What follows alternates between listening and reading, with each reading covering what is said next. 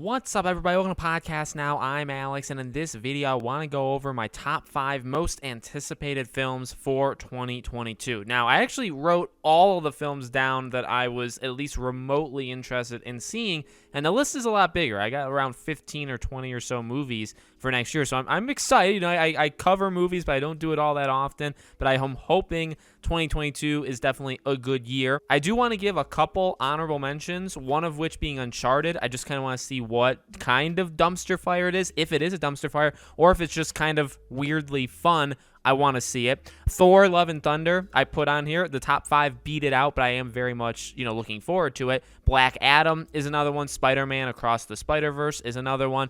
These are movies that, again, they would make a top 10, but they don't make my top 5, starting out at number 5 with The Flash. And the reason I put The Flash over things like, Spider-Verse and other things is just, we got Spider-Man No Way Home, and now I want their version. I want the Flash's version of the multiverse, or I guess DC versions, right? The cameos, maybe the cool stuff they can do. I'm not sold on this movie being, spectacular. I mean, just like No Way Home, there's easy ways of failing, of not doing it well. I also don't care about Ezra Miller's Flash nearly as much as I care about Tom Holland's Spider-Man, so they're, at that disadvantage. But, to not just compare, one to the other, I am excited. Seeing Michael Keaton's Batman is going to be something legendary in and of itself, and I'm hoping for the best for this movie. I'm hoping that DC can kind of structure it in a way where, there's a plan going forward, and this movie is a big part of it, right? Kind of what I'm hoping for. Number 4 is Mission Impossible 7. I really like, I like Tom Cruise,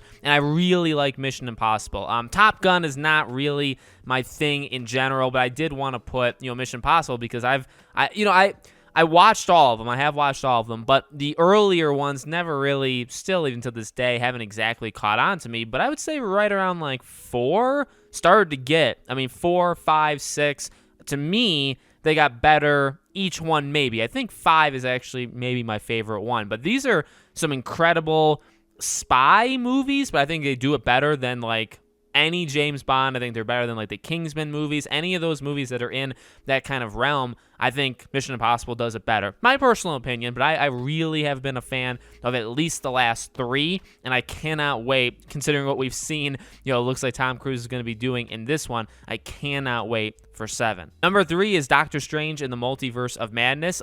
This one, I was always kind of excited, but to be real and to be honest, right, it really is kind of, I would say, pumped itself up because of the last couple weeks or months of stuff. Benedict Cumberbatch has always done a really good job. I actually just rewatched Doctor Strange, the first one, because my wife had actually never seen it. So I watched it with her kind of leading in, maybe that October, November range, leading into Spider-Man. And I think it still holds up. I think it's a really good origin story. I like him playing it. I like his powers, all that stuff. And then, he's phenomenal in No Way Home. I think he's not really talked about, at least with me. I didn't really, you talk about the villains, you talk about other stuff with No Way Home, I guess not to go into spoilers, and Doctor Strange is a really crucial and important part of that movie.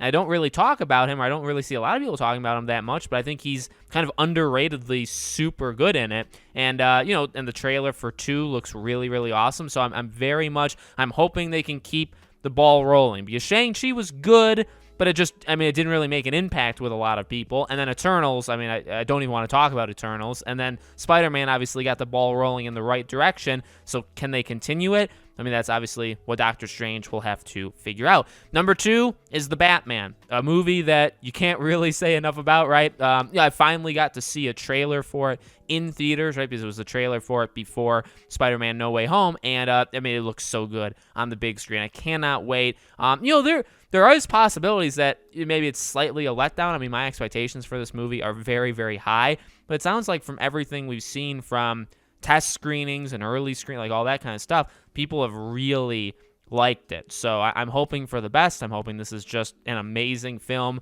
with amazing characters. The Riddler seems so scary and just cool, right? I really do think Robert Pattinson can pull it off. Catwoman looks great. So really, really pumped. And there's only one movie next year that could possibly beat my excitement for the Batman. And it's not going to beat many people's excitement for the Batman, but for me, it's Scream. Scream 2022.